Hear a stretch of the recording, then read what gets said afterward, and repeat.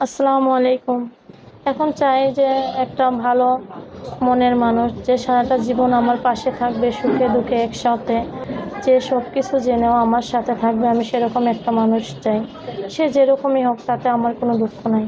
সম্মানিত সুপ্রিয় শ্রোতা মণ্ডলী, আসসালামু আলাইকুম। দেশ ও দেশের বাইরে থেকে যারা আমাদের ইউটিউব চ্যানেলটি দেখতেছেন, তাদের সবাইকে আন্তরিক প্রীতি ও শুভেচ্ছা জানিয়ে শুরু করতেছি আজকের ভিডিও।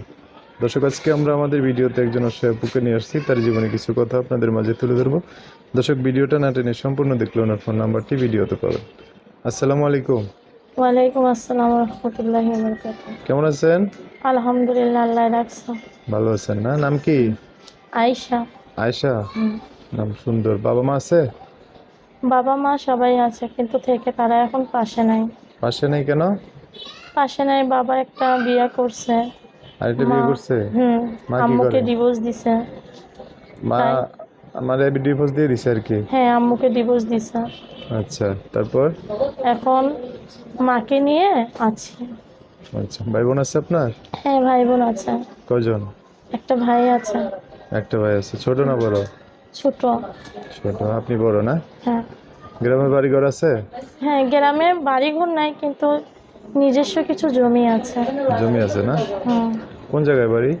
সিরাজগঞ্জ। সিরাজগঞ্জে। এখন কি সিরাজগঞ্জে থাকেন না অন্য না কোথাও? না, এখন ঢাকায় আছে বর্তমানে। মাকে নিয়ে থাকেন না? ঢাকায় মাকে নিয়ে আছে। ভাইও তো আপনাদের সাথে থাকে? হ্যাঁ। আপনার ভাইও তো আপনাদের সাথে থাকে? হ্যাঁ, ভাই ছোট তো। আচ্ছা, পড়াশোনা করাচ্ছেন ভাইকে? না, সেরকম সামর্থ্য নাই তো, তাই পড়াশোনা করাইতে পারি নাই। আপনি করছেন? আমি যখন আমাদের ফ্যামিলিতে একাস্তর ছিল তখন পড়ালেখা করছে, তারপরে এখন আর করা হয় নাই। মানে বড় হয়ে আর পড়াশোনা করা হয় না? না, অনেক আচ্ছা। ইচ্ছা ছিল যে পড়ালেখা করব, নিজের পায়ে নিজে দাঁড়াবো, তা তো আর গড়ে উঠলো না। এখন দেখি আমার দ্বারায় যদি আমার ভাইটাকে একটু জীবনটা আমি পড়ালেখা করাইতে পারি, এরকম তো ইচ্ছা আছে। আচ্ছা, তো কি জন্য আসছেন ভিডিওতে? এখন আসছি যে ভালো একটা মনের মানুষের প্রয়োজন আমার, তাই সেই কারণে আমি মিডিয়ার সামনে আসছি। খুব দুঃখে পড়ে কষ্টে পড়ে আমি আজকে আসছি, আমার আসার ইচ্ছা ছিল না। আচ্ছা, তো কি করলে দুঃখ দূর হইবে এখন? এখন চাই যে একটা ভালো মনের মানুষ যে সারাটা জীবন আমার পাশে থাকবে, সুখে দুঃখে একসাথে। আমার মা আছে, ছোট একটা ভাই আছে, যে সব কিছু জেনেও আমার সাথে থাকবে। আমি সেরকম একটা মানুষ চাই। সে যেরকমই হোক, তাতে আমার কোনো দুঃখ নাই। আচ্ছা, তারপর বাড়ি হচ্ছে কোন জায়গায় বললেন? সিরাজগঞ্জ। মানে থাকেন ঢাকায় না? হ্যাঁ, বর্তমানে এখন ঢাকায় আছে, বাসা ভাড়া থাকি। আচ্ছা, এখন আপনার দায়িত্ব নিয়ে পাশে থাকতে চাইলে যে কোনো জেলার মানুষ হইলে হবে? হ্যাঁ আপনার দায়িত্ব নিয়ে পাশে থাকতে চাইলে যে হ্যাঁ কোনো হ্যাঁ, জেলার মানুষ হইলে হবে? আমার দায়িত্ব নিয়ে সে যেরকমই হোক, তাতে আমার কোনো সমস্যা নেই।